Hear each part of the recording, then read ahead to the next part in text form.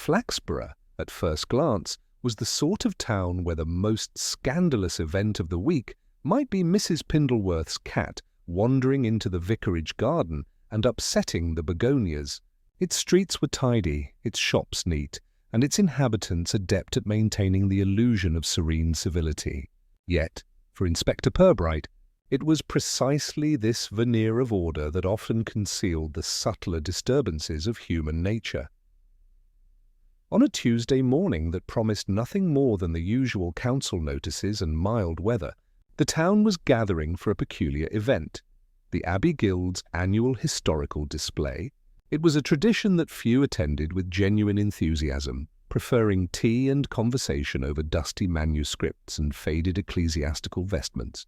Yet, attendance was socially mandatory, for it offered the perfect stage for gossip, oblique compliments, and the occasional veiled insult delivered with a curtsy. Purbright arrived promptly, hat in hand and trench coat buttoned, despite the warmth, noting with quiet approval the orderly chaos of the assembly hall. There were the usual suspects: Lady Wren, whose frown could halt conversation mid-sentence; Mr. Hartley, a retired solicitor whose eyes darted as if he were perpetually suspecting theft; and Miss Calvert, perpetually poised with a notebook, ready to record any slip of decorum for her forthcoming pamphlet on Flaxborough's social nuances.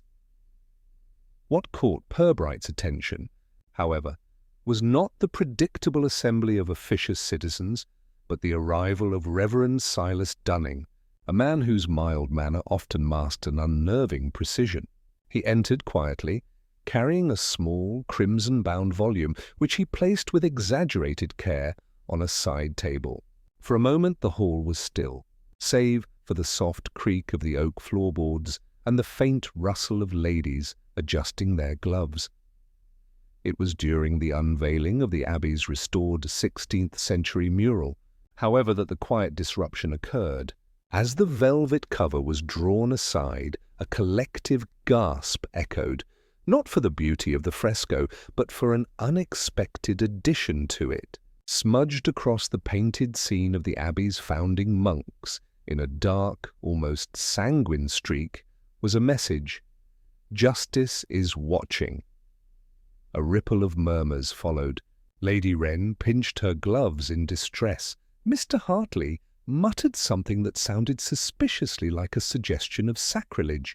Miss Calvert, pen poised, was already scribbling.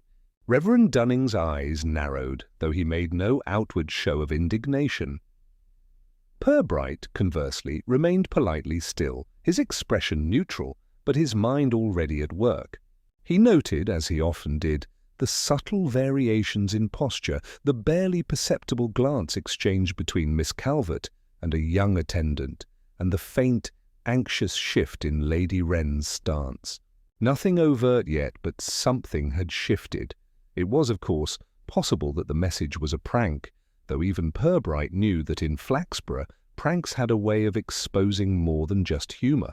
The wording was deliberate, the medium audacious, and, he thought, who among the respectable citizens of this town would dare introduce crimson lettering into the venerable Abbey Walls without reason or fear? By the time the council secretary attempted to restore calm with a faintly trembling announcement about preserving the integrity of historical artifacts, speculation had already begun. Whispers grew into muttered accusations, often contradictory, yet delivered with a sort of ceremonial certainty only small-town gossip could afford. The hall felt suddenly smaller, the air thicker with unspoken concerns. Purbright made a discreet note of the crimson smudge's placement. Not near the monk in prayer, not directly over the sainted founder, but slightly askew, as if to mock order itself. It was the sort of detail that others might overlook entirely. Yet to him it suggested intention, someone not merely wanting attention, but wanting to be seen by certain eyes, perhaps even to unsettle a specific individual. Later, over the inevitable tea in the adjacent guild room, he observed the interactions carefully. Lady Wren's hand trembled slightly as she lifted her cup. Mr. Hartley avoided her gaze. Miss Calvert spoke with thinly veiled excitement about local colour, which he recognized as a euphemism for drama she hoped to report. Even Reverend Dunning appeared to move with unusual deliberation, as if rehearsing words to protect both dignity and secrets. Purbright's thought, which he committed to his mental ledger, was simple. In Flaxborough, no disruption was ever truly random. Each action, however understated, was motivated by pride, fear, or petty vengeance, and sometimes all three at once.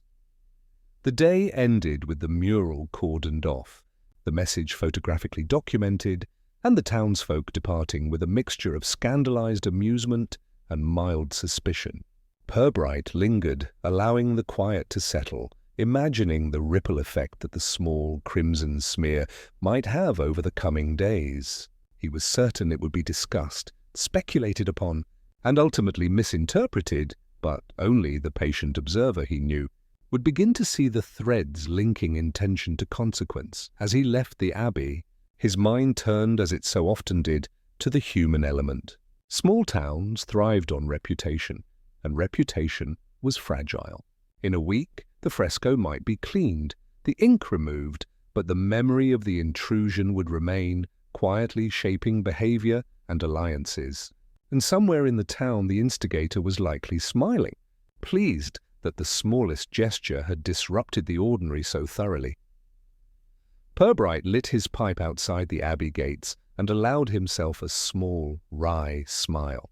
A minor incident, perhaps. Yet the first domino he suspected had just been nudged. By mid-morning, the Abbey Guild Hall had emptied, leaving behind only the faint echo of murmurs and the lingering scent of polished wood and tea. Yet the incident was far from forgotten. Flaxborough, as Purbright knew better than anyone, was a town that thrived on speculation, and the crimson letters on the mural had already begun their slow migration from observation to anecdote, and from anecdote to exaggeration. At Mrs. Pindleworth's bakery, the story was retold with extra flourish. "I swear it was almost like the words glared at you," she whispered to Mrs. Tilling, who adjusted her bonnet nervously. Flour dusted the counter as she waved her hands for emphasis, inadvertently scattering the latest batch of scones.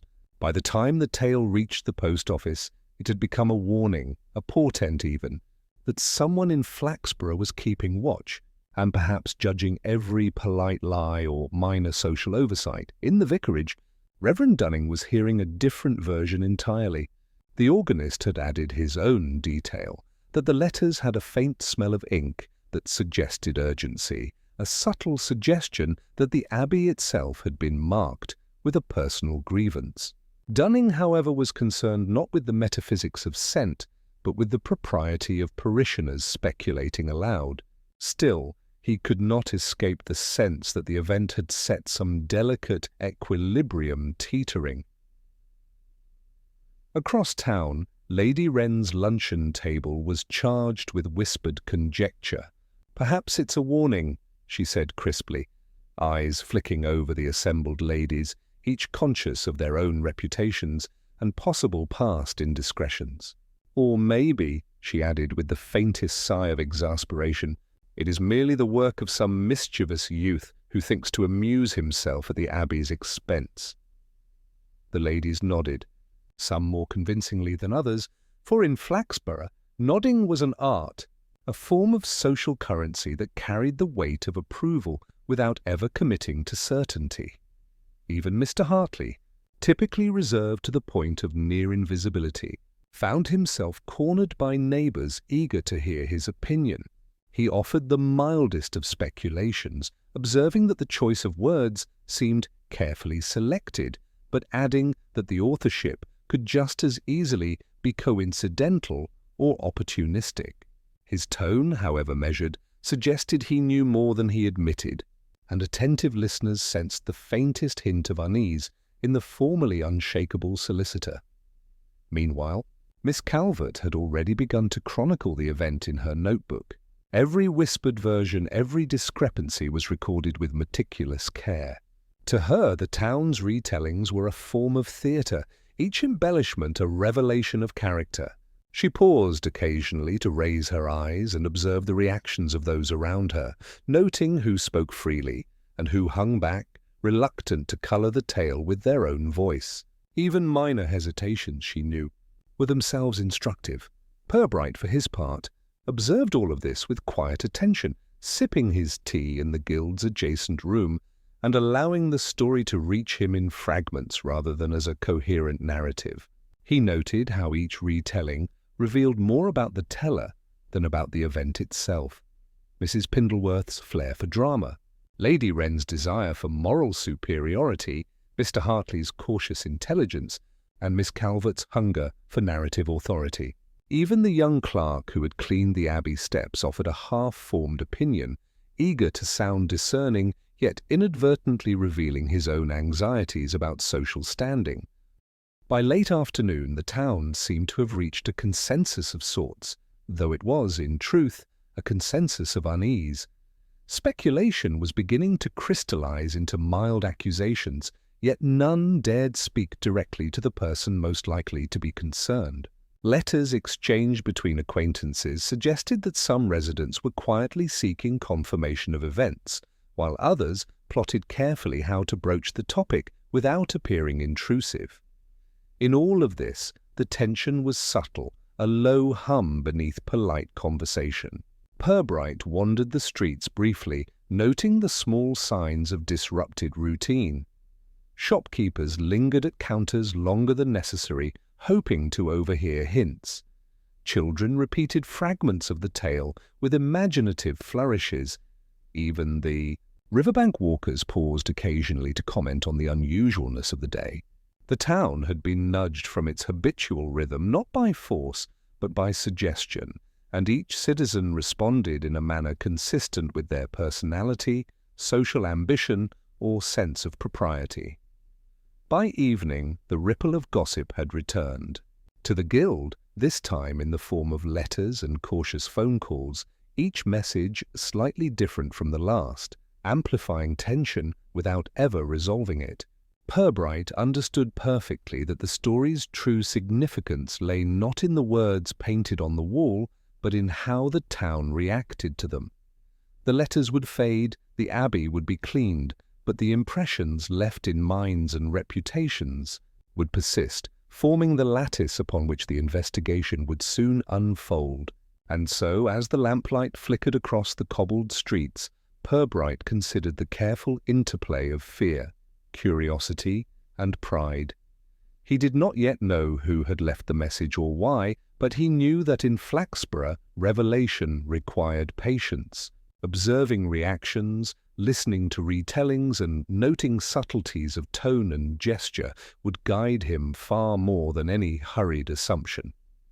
The first threads had been cast, and the pattern, he suspected, was already beginning to emerge, though most of the town remained oblivious to the loom on which it was forming. Purbright arrived at the guild's office the following morning with a quiet sense of purpose. The mural incident, though minor in some respects, had set a subtle current of unease throughout Flaxborough, and he intended to trace it patiently. He began with the Abbey Guild secretary, a timid man named Mr. Lowther, who shuffled papers nervously as he attempted to recount the previous day's events. His speech was precise but strained, small hesitations, repeated phrases, and the occasional glance toward the window suggested a mind preoccupied not merely with fact, but with impression. "Did you notice anyone lingering unusually near the mural?" Purbright asked, voice gentle, inviting confession rather than confrontation. Mr. Lowther hesitated, then admitted that a young clerk had been unusually attentive, moving between exhibits more than was necessary for cleaning. Purbright noted the clerk's nervous gestures and the way his eyes shifted as he spoke, cataloguing the subtleties that might escape others entirely. Next came Reverend Dunning, whose mild expression betrayed a faint tension. He emphasized decorum, suggesting that speculation had already gone far enough, yet he could not resist offering his own theories, couched carefully in clerical propriety. "It must be someone with a grievance," he said. though I cannot imagine who would wish to scandalize the Abbey so overtly." Purbright observed the tightening around the vicar's eyes and the brief, almost imperceptible twitch in his left hand. Nothing overt, but enough to suggest that the Reverend, however unintentionally, was revealing his own anxieties about potential repercussions. Lady Wren was next, receiving Purbright with a perfunctory curtsy and an air of mild indignation. She expressed horror at the defacement, but beneath her clipped words and carefully enunciated sentences lay a thinly veiled satisfaction in discussing her interpretation of the event. She suggested it was the work of someone wanting to unsettle the proper order, hinting, without accusation, at personal motives among her acquaintances. Her insistence on propriety, coupled with the subtle enjoyment she derived from speculation, made Purbright's attention linger. Miss Calvert, who had already amassed a small dossier of notes, was eager to provide her observations. She described minor discrepancies, a clerk's over-attentiveness, the secretary's odd pauses, and subtle signs of nervousness among certain parishioners. Purbright listened with polite patience, noting the precision of her record-keeping and the quiet ways she interpreted social cues. Yet he also sensed that her desire to construct a narrative might inadvertently introduce bias, something he would need to separate carefully from fact. As the morning progressed, Purbright encountered Mr. Hartley, whose remarks were measured but revealing. He emphasized the deliberate placement of the letters on the mural, noting that they avoided the central figures entirely, which suggested a specific intent rather than random mischief. Hartley's insight was astute, yet he also added a conjecture about possible inside knowledge, subtly implicating those closest to the Abbey without overtly naming names. Purbright, as always, absorbed every nuance, the phrasing, the hesitation, the glance toward a nearby window and the faintly pursed lips that betrayed a mind-juggling caution with curiosity. Throughout the interviews a pattern emerged, not in the overt statements themselves, but in the contradictions between them. Lady Wren claimed shock, yet spoke with relish. Mr. Lowther insisted on meticulous observation, but repeatedly omitted details. Miss Calvert prided herself on objectivity while unconsciously emphasizing points that supported her narrative.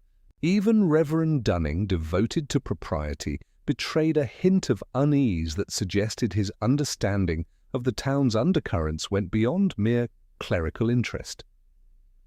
Purbright allowed the contradictions to settle into his mind like stones in a still pond.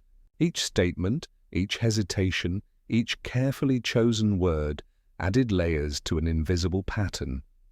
The mural was the overt incident, the letters the apparent clue, but the real story lay in these quiet dissonances, the discrepancies between what was said and what was felt, between observation and interpretation. By late afternoon, Purbright had completed his initial round of inquiries. He had not yet formed a conclusion, nor did he feel compelled to rush. The town's reactions, the subtle tensions among its citizens, and the inconsistencies he had observed were themselves part of the investigation. It was a patient process, one in which careful attention to human nature mattered far more than immediate assumption.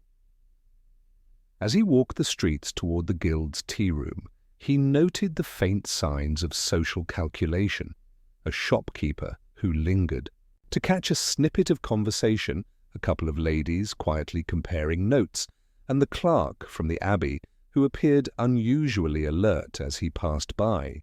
These minor observations, he knew, were the threads from which the eventual pattern would emerge. Purbright lit his pipe outside the Guild and allowed himself a moment of reflection. The contradictions were not obstacles, but hints. The true instigator, he suspected, was revealing themselves in the subtle interplay of statements and mannerisms. Flaxborough's reputation-conscious residents were all playing their parts, unaware that a careful observer was cataloguing their every gesture. The investigation was only beginning, but the foundations had been quietly, inexorably laid. By the following morning, the town had collectively settled on a candidate for blame, a figure who seemed almost too convenient to escape scrutiny. Mr. Lowther, the guild secretary, found himself at the center of hushed conversation. His nervous demeanor, combined with his proximity to the mural and the clerk's subtle suggestions, made him appear at first glance the likely author of the Crimson Letters. Lady Wren's pointed remarks at the tea-room luncheon only strengthened the impression, though phrased in the guise of polite inquiry. Purbright observed the quiet consensus forming around Mr. Lowther with deliberate patience. The secretary, unaware of the subtle framing, carried on with his duties, nervously adjusting papers, straightening chairs, and frequently glancing toward the Abbey windows as though expecting judgment from unseen eyes.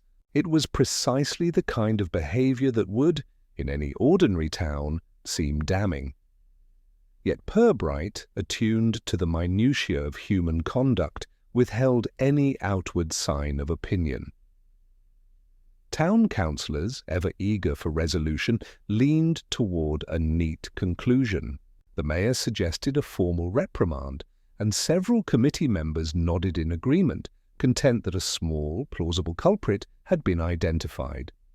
The whispers of scandal coalesced into a coherent narrative. A timid man placed close to the mural, overcome by idle curiosity or petty grievance, had decided to make his mark. Even the local newspaper reporter, who had been circulating the story with restrained sensationalism, seemed satisfied that the account had a tidy ending. Purbright's inquiries, however, began to reveal complications.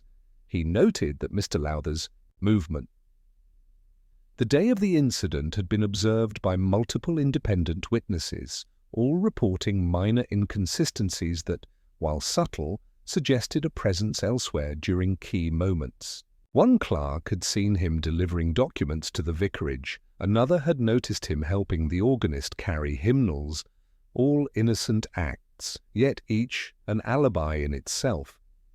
Purbright filed these observations mentally, recognizing that outward appearances often misled those eager for certainty. He also paid attention to the minor reactions of others. Lady Wren, though confident in her suspicions, avoided direct engagement with Mr. Lowther, offering only clipped remarks over her teacup. Miss Calvert, for her part, oscillated between fascination and exasperation, noting contradictions in his behavior while struggling to reconcile them with her own narrative. Even the Reverend, maintaining his usual composure, betrayed a barely perceptible relief that a suspect had been identified, however prematurely. By mid-afternoon, the sense of resolution had spread through the town.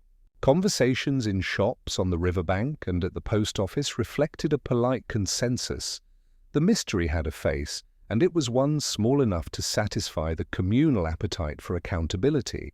Yet Purbright, observing from the margins, remained quietly skeptical.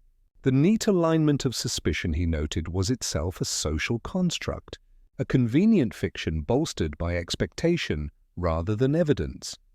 The first layer of the puzzle, he realized, was composed not of deeds, but of perceptions. The town wanted an answer, and Mr. Lowther, by virtue of circumstance and personality, provided one that was immediately acceptable. But even as the consensus grew, Purbright noted faint but telling discrepancies, gestures too measured, glances that lingered on the wrong person, hesitations that seemed rehearsed. These were the subtleties that the public, eager for closure, failed to notice. By evening, the Guildhall had quieted, and Mr. Lowther returned home, unaware that he had become the focal point of communal speculation. Purbright, walking the streets on his return, reflected on the precariousness of assumption. The evidence, though outwardly persuasive, was fragile. The truth lay hidden beneath layers of expectation, fear, and the subtle manipulations of human nature.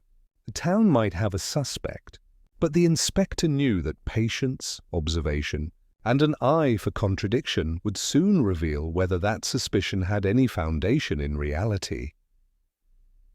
As lamplight fell across Flaxborough's cobbled streets, the notion of an obvious suspect seemed increasingly deceptive. While Mr. Lowther carried the weight of expectation, Purbright catalogued the small signs that suggested the story was more complex than anyone yet imagined. The first resolution was tempting, tidy, and socially satisfying, but the real investigation, he suspected, had only just begun. The following morning, Purbright returned to the Abbey under the pretext of reviewing guild records, though his true purpose was more subtle. As he walked the quiet corridors, his attention was drawn not to grand statements or official documents, but to a small anomaly, a single silver cufflink resting on the edge of a polished lectern, incongruous among the otherwise meticulously arranged items. Its presence seemed almost accidental, yet Purbright's experience suggested deliberate placement, a minor signal amid the ordinariness of the setting. He noted its peculiar polish, the faint engraving, and the slight smudge that indicated recent handling. Alone, the detail might have seemed inconsequential, yet in a town like Flaxborough, where small gestures carried weight far beyond their size, such an object could serve as a quiet communicator of intent or association. Purbright pocketed the cufflink with the utmost discretion, knowing that observation and timing would reveal far more than immediate confrontation. Returning to the guild room, he sipped his tea while allowing his mind to catalogue the subtle implications. Lady Wren's recent visits, Mr. Hartley's careful attention to the mural's edges, and the clerk's nervous movements all suggested a network of interactions that extended beyond the overt incident. The cufflink, tiny and trivial, seemed to connect with these threads, hinting at a presence at the Abbey at a time that contradicted established alibis. Later, in conversation with Miss Calvert, Purbright observed her meticulous notes, searching for patterns that had escaped her notice. She had recorded the movements of various attendees with fastidious care, yet had overlooked the small details of personal effects, gestures, and the inconsistencies they betrayed. Purbright's eyes lingered on her pen as it paused over a blank line, a subtle hesitation revealing more than her words ever would. By mid-afternoon, the cufflink's origin began to suggest itself. Its engraving corresponded to a local family known for their precise attention to appearances and their anxious maintenance of social respectability. Purbright recalled fleeting observations from the past week, a hand brushing too quickly over a display, a furtive glance toward the mural, a whispered remark dismissed as idle curiosity. These small moments now aligned with the presence implied by the cufflink, forming a pattern that was quiet but persistent. He returned briefly to Mr. Lowther, ostensibly to inquire about routine records, but with an attentive ear for the secretary's reactions. Lowther's response to the mention of missing items was measured, but revealed a slight tightening of the jaw, a minor twitch in the fingers, and a fleeting glance toward the Abbey door. Such micro-reactions, unnoticed by others, hinted at discomfort beyond what simple embarrassment might explain. Even Reverend Dunning, when consulted, offered no immediate insight into the cufflink's significance, yet his careful phrasing and the way he avoided direct comment suggested he too sensed the undercurrents in play. Purbright, noting the convergence of these subtle signals, allowed the impressions to accumulate, understanding that the smallest anomaly often illuminated the broader web of intention. By evening, as he catalogued the day's observations in his mind, the cufflink had assumed disproportionate importance, not for its intrinsic value, but for the connections it implied. The presence of a person previously assumed absent, the subtle contradictions in alibis, and the quiet tensions it revealed among the town's residents. Purbright recognized that Flaxborough's equilibrium had been disrupted not by grand gestures, but by minute signals, the kind only a patient observer could assemble into a coherent pattern. He lit his pipe outside the Abbey gates, letting the soft glow of evening settle over the cobbled streets. The cufflink, trivial yet oddly revealing, had provided a new axis around which the investigation might turn. The first suspect remained convenient but fragile. The true picture was beginning to take shape in shadows, half concealed by propriety, expectation, and the town's meticulous attention to appearances. In Flaxborough, he knew, it was always the small, overlooked detail that ultimately guided the careful observer to truth. Purbright's attention shifted as the days progressed, moving beyond the immediate circle surrounding the Abbey. Flaxborough was a town where minor incidents often intersected with long-standing grievances, and the threads he had begun to follow suggested a wider network of potential involvement. He quietly observed those whose connection to the Abbey was less formal, but no less telling.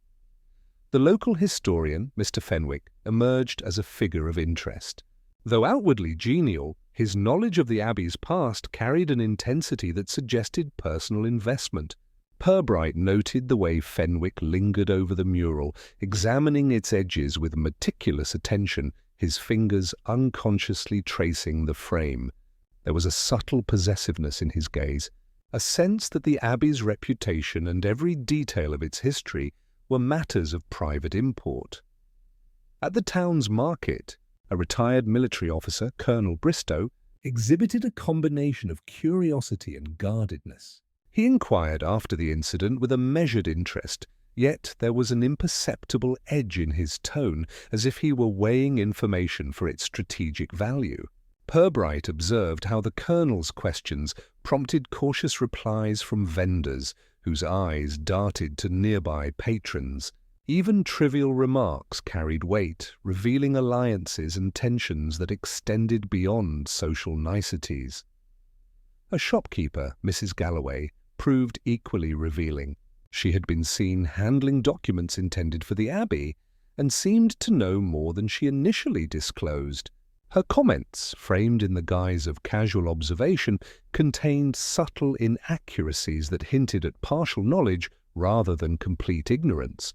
Purbright recorded the patterns of her speech, noting the points where she corrected herself or hesitated, as these small lapses often indicated concealment or selective disclosure. The clerk, who had first drawn Purbright's attention through his nervous movements, also assumed a more prominent role in the emerging tableau. His interactions, seemingly trivial, were revealing. A glance toward a window, a hesitation when asked about minor tasks, a fleeting touch of the lapel where a cufflink might be concealed. Each detail suggested a consciousness of observation, a performance carefully calibrated to avoid exposure while hinting at involvement. Purbright made note of the town's subtle social hierarchies as he traced these connections. Those with formal roles in the Abbey were cautious, careful in both speech and gesture. Those on the periphery acted with a combination of curiosity and anxiety, aware of the town's propensity to gossip and speculate.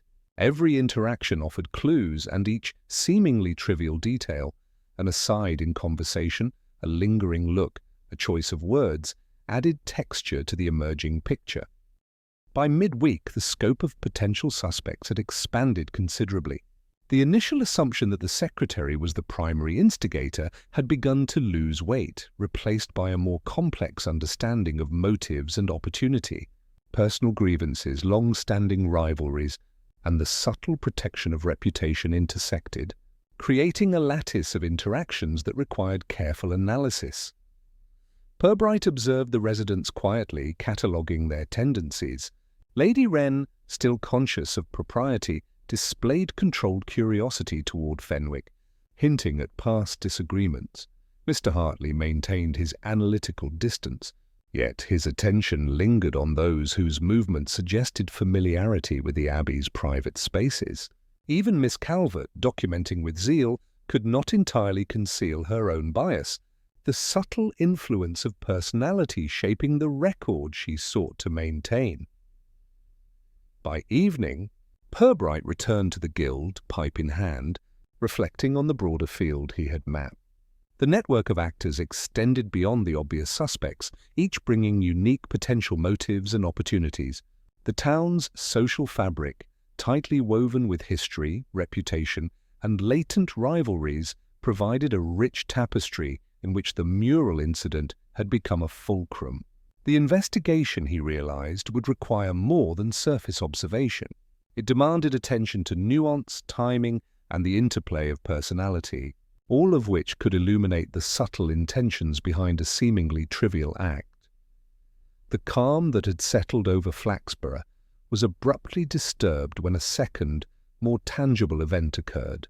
A small antique reliquary recently returned from restoration was discovered missing from the Abbey's display case.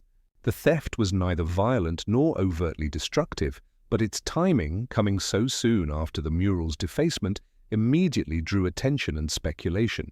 Whispers spread quickly through the town, carrying with them layers of assumption, conjecture, and the inevitable embellishment. Purbright arrived at the Abbey to find the curator and Reverend Dunning examining the empty display with careful dismay. The reliquary, a modest object by historical standards, held sentimental value, its absence notable for the precision with which it had been removed. There were no signs of forced entry, no fingerprints smudging the glass, no hint of hurried activity. The implication was clear: the perpetrator had acted with knowledge and discretion, a careful hand guided by motive rather than impulse. He questioned the curator, noting the hesitations in her voice and the subtle tension in her shoulders. Her account of the reliquary's last handling was consistent, yet she inadvertently revealed an awareness of minor procedural deviations by Abbey staff, deviations that might otherwise have gone unnoticed. Purbright catalogued her words, the pauses, the careful avoidance of certain phrases, all as informative as the statements themselves. Attention naturally turned to Mr. Lowther. The secretary previously considered the obvious suspect, yet Purbright observed that the evidence against him had begun to unravel. Multiple witnesses confirmed his presence elsewhere during the relevant hours, and his demeanor, though nervous, displayed no signs of direct involvement. The neat alignment of suspicion, so comforting to the town, now appeared fragile, undermined by subtle inconsistencies and the timing of alibis. Other residents, including the historian Fenwick and Colonel Bristow, were subtly questioned as well. Fenwick's fascination with the reliquary's provenance suggested potential access, while the colonel's disciplined observation revealed that he had noted unusual movements near the display during prior visits. Even minor characters, such as the shopkeeper Mrs. Galloway, contributed fragments, a remark overheard, a glimpse of someone leaving the Abbey hurriedly, small observations that together formed an intricate web. Purbright also noted the interpersonal reactions to the theft. Lady Wren, typically quick to assign blame, appeared momentarily unsettled, exchanging careful glances with Fenwick. Miss Calvert, who had hoped to solidify a narrative for her notes, found herself frustrated by the lack of definitive evidence. The town's social equilibrium, temporarily restored after the mural incident, now showed subtle cracks as uncertainty replaced the comfort of an obvious suspect. By mid-afternoon, the cumulative effect of the second incident was clear. The mural defacement had initially suggested mischief or warning. The reliquary's disappearance implied deliberate intent. The two events, though distinct, were now perceived as connected, adding complexity and confusion to the town's understanding. Even casual observers began to hesitate in assigning guilt, recognizing that the puzzle had grown beyond initial appearances. Purbright, however, remained composed. He observed, listened, and noted small contradictions. A misremembered schedule, a fleeting glance between two individuals, the nervous smoothing of clothing when the reliquary was mentioned.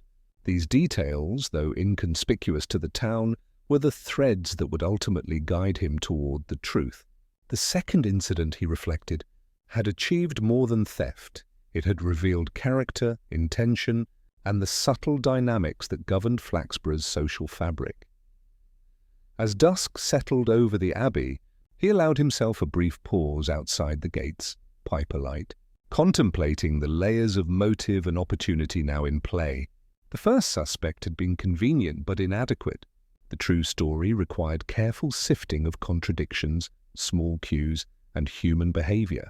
The investigation, far from reaching conclusion, had entered a more intricate phase in which patience, observation, and subtle inference would be crucial to uncovering the orchestrator of these quiet but deliberate disturbances. That evening, Purbright sat alone in his modest office, the soft lamplight casting gentle shadows across the stacks of reports, letters and notebooks that documented the unfolding investigation. The town was quiet, the usual hum of market chatter and riverbank conversations replaced by the subtle creak of floorboards and the distant toll of the Abbey bell. It was in such moments that Purbright allowed himself to trace the intricacies of human behavior with uninterrupted attention, piecing together the subtle tapestry that the public, in its haste, often overlooked. He reflected on the mural, whose crimson letters had seemed at first a trivial provocation, yet whose timing and placement hinted at a consciousness of social perception. The letters were deliberately alarming but not damaging, a controlled gesture intended to elicit reaction without risk. Similarly, the reliquary's disappearance had been executed with careful discretion, a theft more symbolic than material, designed to reveal both opportunity and restraint in its author. Each incident, he recognized, was less a crime of passion than a demonstration of calculated intention. Purbright considered the reactions of those around him. Mr. Lowther's nervousness, initially interpreted by the town as guilt, was a blend of conscientious attention and awareness of social scrutiny. Lady Wren's measured curiosity and restrained commentary concealed an undercurrent of private judgment, while Miss Calvert's meticulous documentation reflected both diligence and subtle bias. Fenwick's intensity and engagement with the Abbey's history suggested personal investment, yet it had been the accumulation of small cues that ultimately illuminated his involvement. He pondered the broader implications of human nature. Flaxborough, like many small towns, operated on an intricate balance of reputation, expectation, and social hierarchy. Minor gestures, an overlong glance, a carefully timed remark, a nervous adjustment of clothing revealed far more about intention than any overt statement. In observing these, Purbright understood the rhythm of town life, the interplay of conformity, aspiration, and occasional quiet defiance, each contributing to the fabric of communal interaction.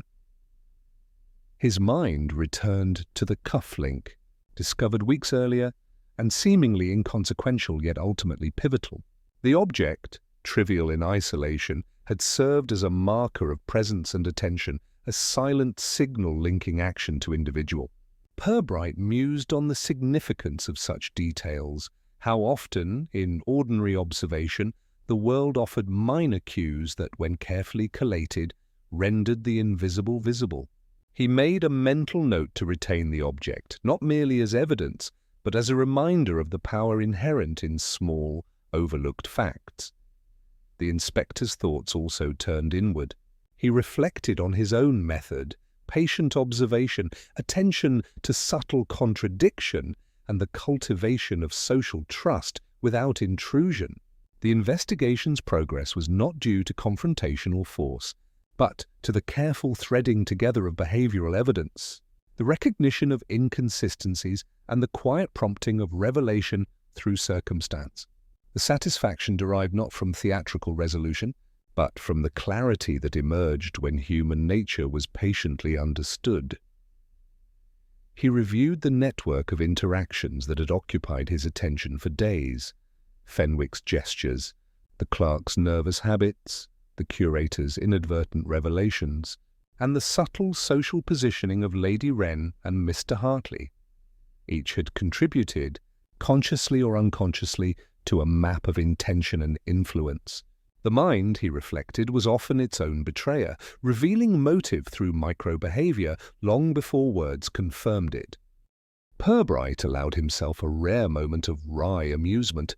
The town, in its eagerness for tidy resolution, had embraced an obvious suspect, overlooking the complexity beneath appearances. Yet his quiet patience, attention to nuance and reliance on behavioral cues had ensured that the truth would emerge with civility and precision. The irony of small-town assumptions, where certainty often masked fragility, was not lost on him. As he prepared to leave the office, he considered the coming days, the final steps in confirming motives, observing reactions and delicately drawing forth acknowledgement. The investigation was poised at a threshold, balanced between subtle prompting and natural revelation. In these private reflections, Purbright felt the familiar satisfaction of control without force, understanding without intrusion, and the steady unfolding of truth in a manner both discreet and inevitable. He extinguished the lamp, allowing the quiet darkness to settle. Outside, Flaxborough slept, unaware of the careful orchestration of observation that had been conducted in its midst. Yet, as always, the town's inhabitants moved according to their own natures, their gestures, words, and choices forming the latent patterns that Purbright alone traced with precision, patience, and a quietly approving eye. Purbright had spent the morning reviewing the threads of the case in quiet contemplation, noting the network of contradictions, motives, and small indicators that had emerged from the town's reactions. By early afternoon, he had conceived a subtle method to provoke a revealing response without raising alarm or suspicion. The test would not rely on direct accusation nor overt confrontation, but on a carefully arranged scenario in which the guilty party might inadvertently expose themselves through instinctive behavior. He arranged a small gathering at the Guild, ostensibly to discuss routine archival matters with the curator and the Abbey staff. The room was composed deliberately, with the seating arranged so that each individual's posture, line of sight, and proximity could be observed without seeming intrusive. Purbright remained calm and conversational, allowing his questions and remarks to flow naturally, but he introduced elements intended to gauge reactions. A casually mentioned reference to the reliquary's recent movements, a remark about the mural's crimson letters, and a subtle emphasis on the missing cufflink, all were placed with measured precision. He began with general discussion, drawing attention to the importance of vigilance in handling historical items and the necessity of adhering to procedures. Those present responded predictably, nods, polite agreements, minor adjustments of clothing, the occasional fidget. Purbright noted each reaction, cataloguing slight variations in timing, eye movement, and tone. The clerk, usually careful and composed, displayed a momentary tightening of the lips, a subtle shift in weight, and a glance toward the lectern where the cufflink had been observed days before. Next, he introduced a casual suggestion that an additional object might soon require careful supervision, implying that the reliquary's security could again be tested. Most of the attendees responded with mild interest, but one individual whose identity had remained inconspicuous until now displayed a barely perceptible but immediate change in expression.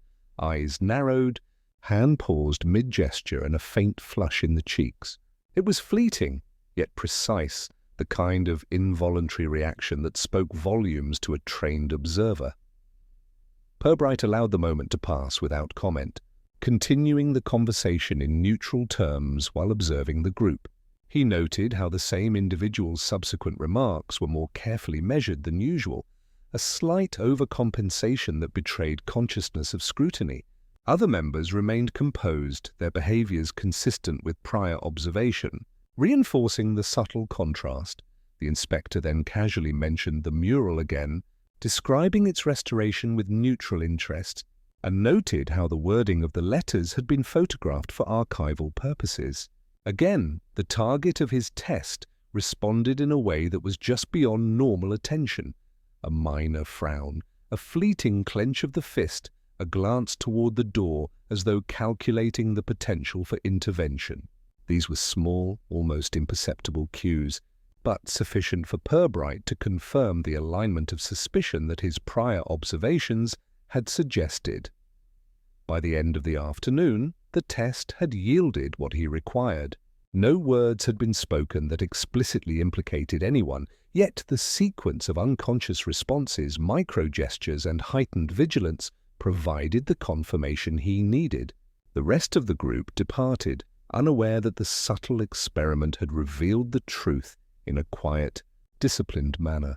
Purbright sat for a moment alone, cataloguing the details and tracing the network of behaviors that had emerged. The test had been precise, minimally invasive, and entirely within the bounds of social propriety, a reflection of his understanding that human nature, when nudged gently, often revealed its secrets without overt exposure. He allowed himself the smallest of wry smiles. The next step, he knew, would be the final articulation, a calm and civil unveiling of the orchestrator and the reasoning behind both incidents.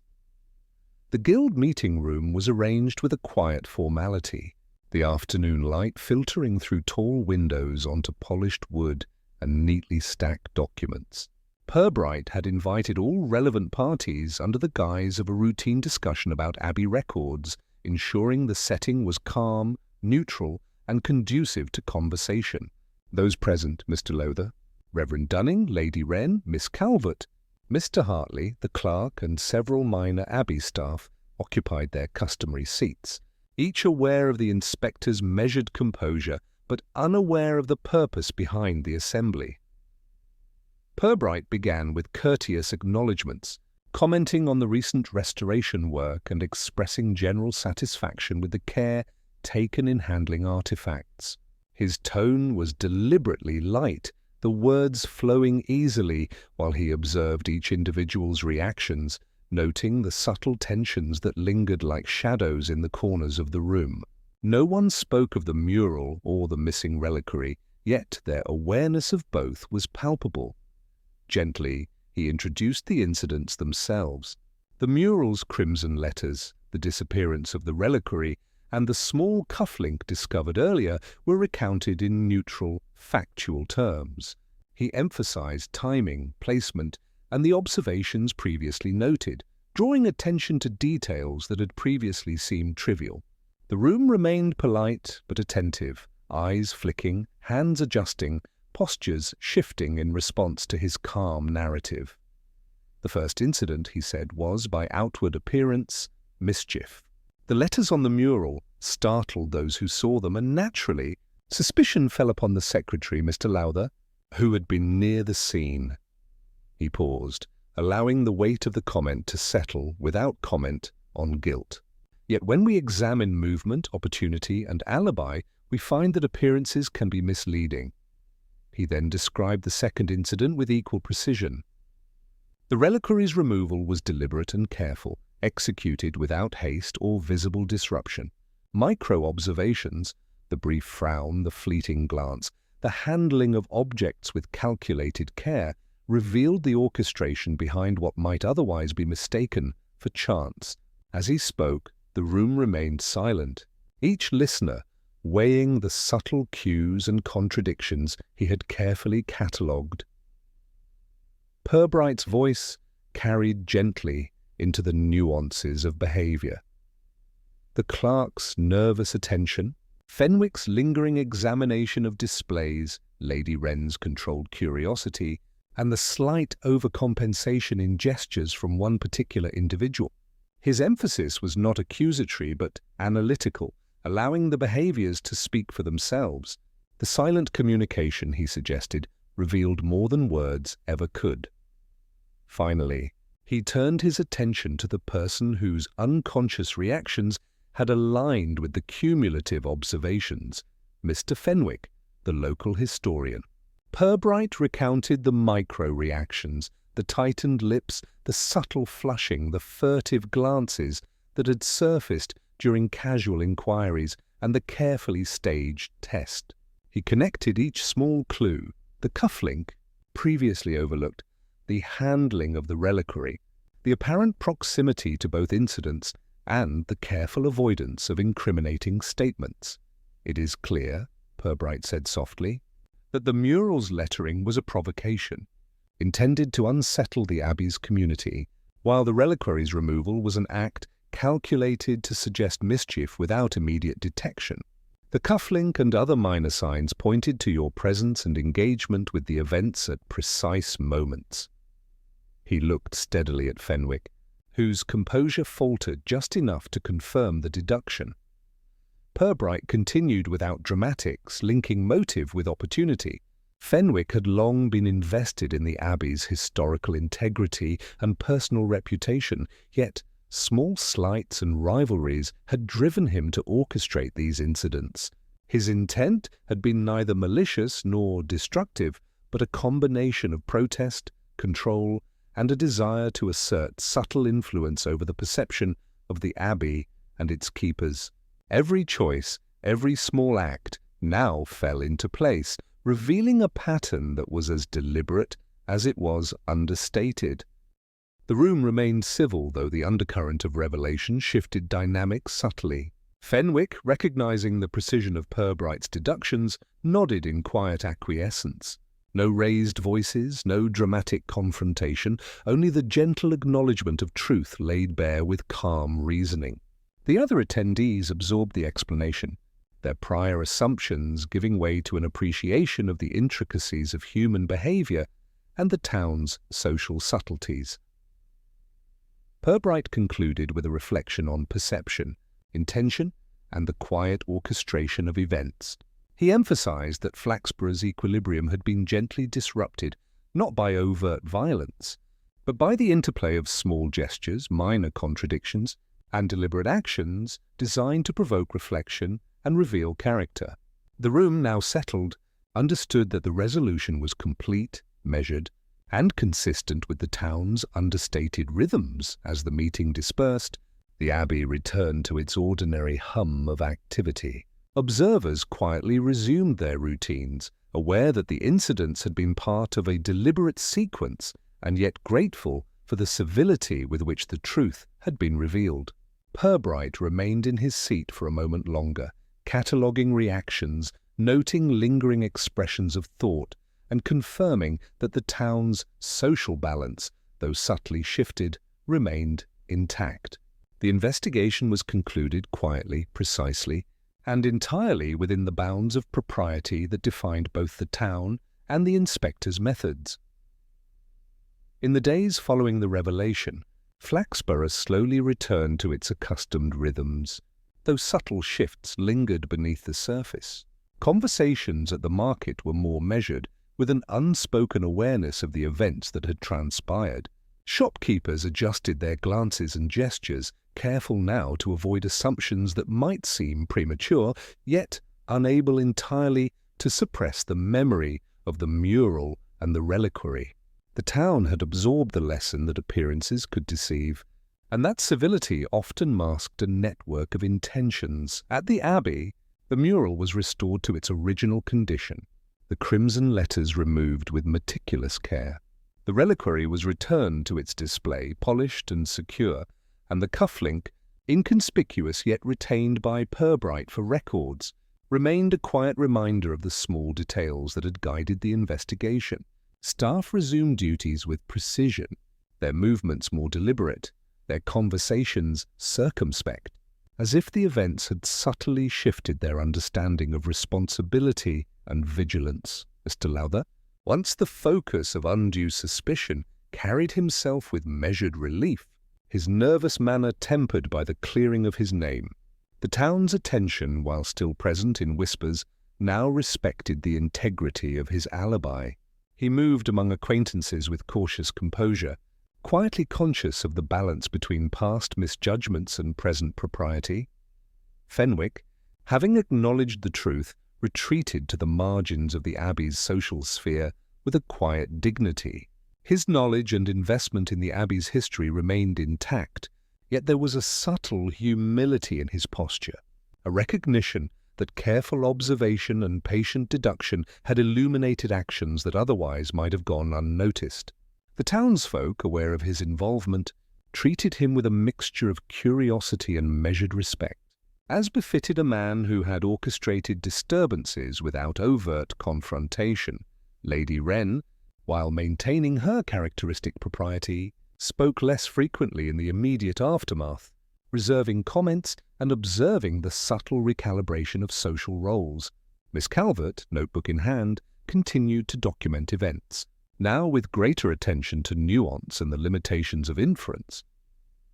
Mr. Hartley resumed his customary analytical distance, observing but rarely intruding, content that the integrity of the Abbey and the civility of its residents had been preserved.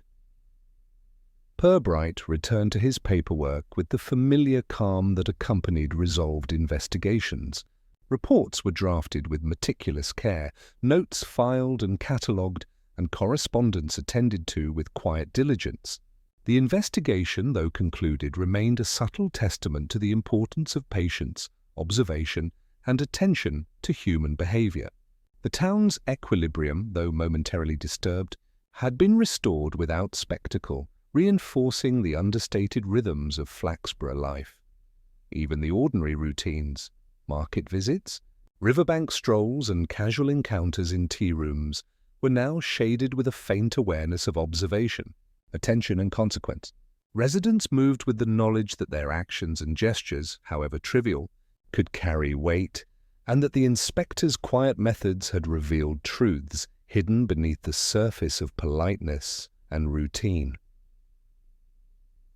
As evening settled over the cobbled streets, Purbright paused outside the guild, pipe-lit, reflecting on the sequence of events. The mural, the reliquary, the cufflink, and the intricate network of subtle behaviors had all converged to illuminate human motives in a manner that was both precise and civil. The town had endured, learned, and adjusted, with social order preserved and minor revelations absorbed without undue turbulence. Satisfied, he returned inside, the quiet ticking of the clock punctuating the end of the matter. The investigation was complete. Flaxborough resumed its rhythms, subtly altered yet fundamentally unchanged. Small-town life, with its intricate dance of propriety, curiosity, and observation, continued, and the inspector, ever attentive, allowed the quiet of routine to settle once more.